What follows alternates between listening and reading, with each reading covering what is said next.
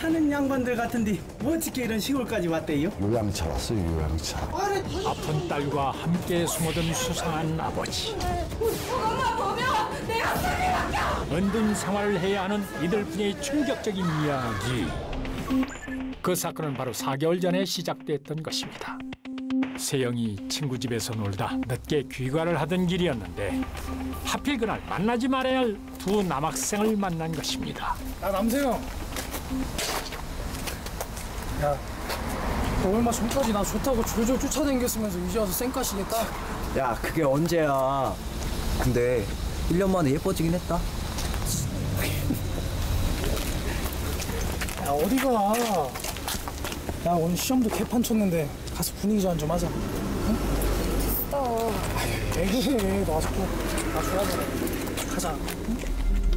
그렇게 한준과 상규 두 남학생은 세영을 끌고 가 늦도록 집에 보내주지 않았고 외진 폐공장에서 술을 마신 두 남학생은 세영에게 씻을 수 없는 상처를 남겼던 것입니다.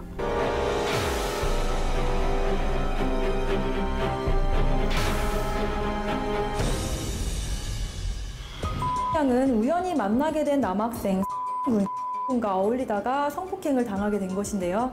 그 뒤 그 사실을 아버지에게 털어놓았고 결국 아버지는 가해자들을 경찰에 신고하게 됩니다.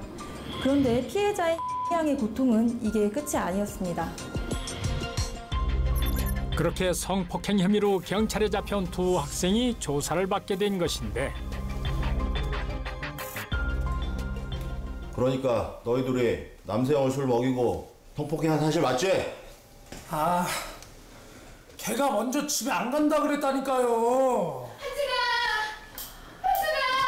이 가해자인 한준의 부모가 바로 이 부부 윤숙 씨와 동민 씨였던 것입니다. 그리고 두 사람은 또 다른 가해자의 보호자였던 거죠. 할머니 나 죄 없어.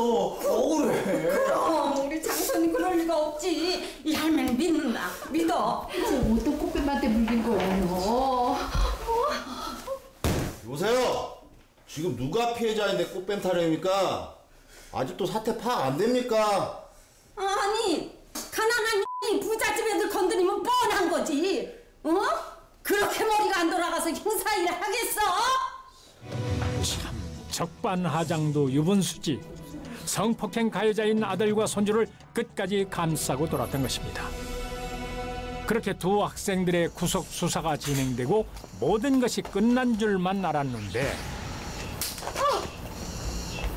야, 너 내가 얘기 다 들었어. 네가 먼저 우리 아들 좋아했다며? 이 군유와 같은 먼저 꼬리 쳐놓고 순진한 애들 강간범을 만들어? 그런 게 아닌데 왜들 그러세요? 정말 그런 게 아니라고요. 아니긴 뭐가 아니야? 너 싫은 애가 거긴 왜 따라갔니? 당장 고소 취하해? 그런 게 아니라고요. 당장 고소 취하하라고. 당장 고소 취하라고. 기집애야. 고소를 취하하라며 끊임없이 협박을 일삼았던 것입니다. 그리고 일용직 노동자였던 아버지 성국을 찾아가 거래를 하려 했습니다. 딱 보니 사는 것도 공분한 것 같은데 서로 협회하게 갑시다. 예?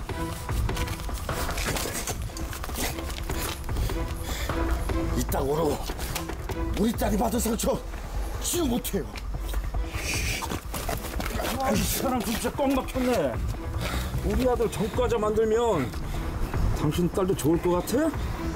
상관없어요. 하지만 딸이 받은 상처는 억만금의 돈으로도 보상할 수 없는 것이었습니다.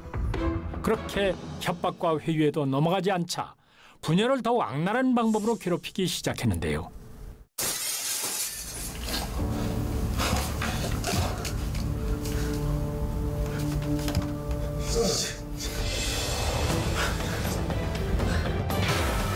협박 메시지가 담긴 돌덩이들이 밤마다 집에 날아들었고 일상생활이 힘들 정도로 아버지와 딸을 압박했던 것입니다.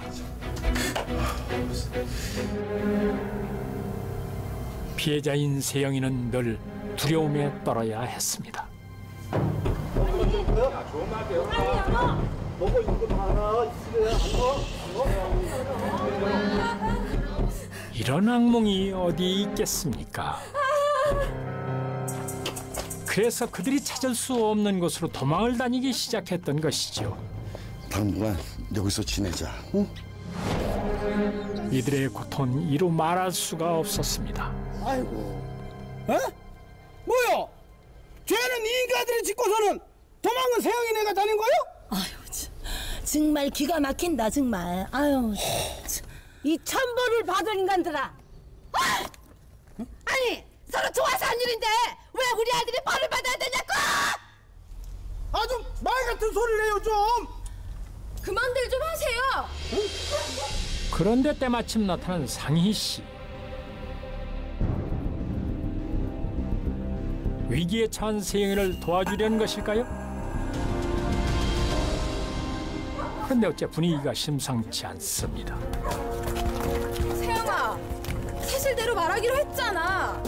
변호사한테 다 실토해놓고 이제 와서 이러면 곤란해. 아니야. 그건 언니가 시킨 거잖아. 이건 또 무슨 말일까요? 대체 친절한 언니 상희 씨의 정체는 뭐죠? 한 달 전부터 이들과 내통을 했던 그녀는 놀랍게도 가해 학생 박상규의 친누나였습니다. 그리고 어떻게 됐니? 제가 사는 곳은 알아냈지만 괜히 다른 놈이 재뿌릴 수 있어요. 다른 방법을 계획 중이니까 기다리고 계세요. 괜히 다른 놈이 재뿌릴 수 자신의 동생을 구제하기 위해 의도적으로 세영에게 접근을 한 것인데요. 하지만 상규의 누나란 걸 아는 세영이는 상희를 경계할 수밖에 없었죠. 하지만 인내심이 많고 치밀했던 그녀는 늘 세영이 혼자 있는 틈을 노렸습니다. 놀랄 거 없어. 다른 사람한테 절대 얘기 안 할게. 그냥 걱정돼서 온 거야. 제가 어떻게 믿어요?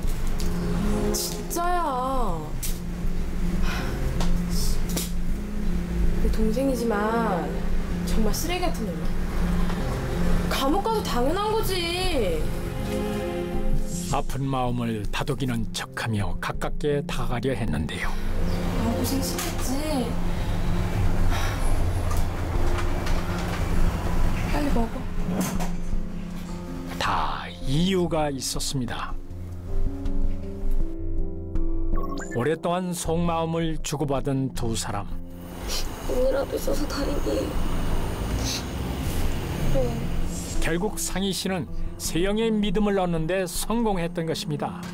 그래, 너 언제까지 도망칠래? 내가 아는 변호사 만나서 방법 한번 찾아보자. 응? 그래서 그날 세영에게 소개한 남자는 이제 나만 믿어. 내가 다 알아서 할게.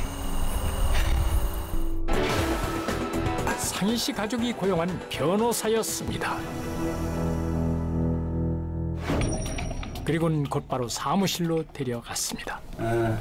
그때 기억을 잘 생각해봐. 그날 너는 네가 좋아하는 남학생을 만나서 기분이 좋았어. 맞지?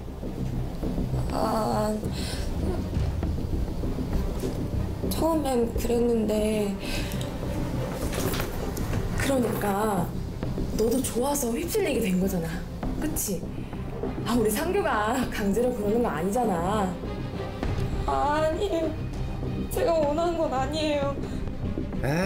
참.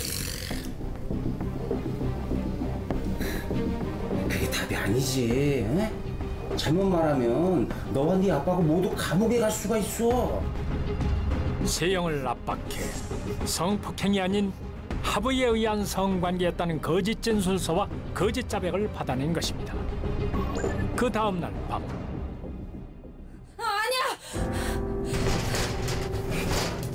세영아, 세영아 무슨 일이야? 세영아. 아마 어떡하지? 그 언니가 나를 협박해서 거짓말을 했어. 아니 무슨 말이야? 세영은 상희 씨와 있었던 일을 모두 털어놓게 됐고 아버지는 가해자들이 찾아올까 서둘러 그 집을 도망쳐 나왔던 것입니다. 파렴치한 두 가족은 부녀를 벼랑 끝으로 몰아세울 작정이었습니다. 어딜 달아나? 이리 와. 가자. 가자. 아니 있어 나요 있어 나. 나발. 아니 왜 이러는 거야 지금? 당신들 뭐야? 저리 안 비켜? 저기 나도 딸 가진 애비요. 당신 같은 인간들은 나중에서 보자. 당신들도 여자고 부모야. 남의 딸 자식한테 그런 짓 하는 못 써. 몹쓸 짓을 한 놈들보다 더 소름 끼치는 인간들이야. 그려. 에이씨, 맞아. 저리 안 비켜! 사람의 탈을 쓰고 어떻게 이런 짓을 할 수 있을까요? 마을 사람들은 절대로 세영이 부녀를 내어주지 않을 작정인 듯합니다. 왜 피해자인 두 사람이 도망자가 돼야 한단 말입니까? 돈의 힘으로 죄를 덮을 수 있다고 생각하는 이 어리석은 부모들이라니. 당신들 다 고발할 거야. 지금 뭐랑 신문이 싸나? 결국 마을 주민들의 거센 반발에 물러서는 두 가족들. 다행히 부녀를 위기에서 구할 수가 있었는데요. 하지만 언제까지 이들을 피해 다녀야만 하는 걸까요? 그 당시에는 성폭행 친고죄가 폐지되기 전이었기 때문에 가해자 가족들은 피해자가 고소를 취하게 만들어서 처벌을 면하려고 했던 것인데요. 하지만 경찰 조사 과정에서 이들의 지속적인 협박과 변호사를 이용해 거짓 자백을 만든 정황까지 모두 드러나게 되면서 자신들의 범죄를 입증한 꼴이 된 것입니다. 결국 가해자들은 특수강간죄로 가중처벌을 받게 되었습니다. 누군가의 관심과 도움이 있었더라면 부녀는 도망자 신사가 되지 않았을지도 모를 일입니다. 이제 소녀와 아버지가 따뜻한 햇살로 걸어 나왔으면 좋겠습니다.